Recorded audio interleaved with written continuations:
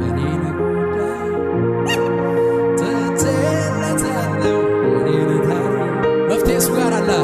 ትቼለታለሁ የኔን ጉዳይ ትቼለታለሁ የኔን ታሪክ ለምን መሰላችሁ መላለው እንዴት እንደሚያደርግ ያውቃል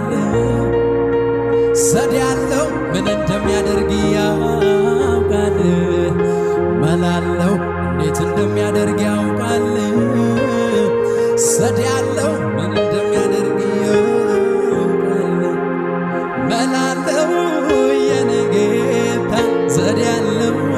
የኔ ኢየሱስ መላለው የኔ ጌታ ዘዴ ያለው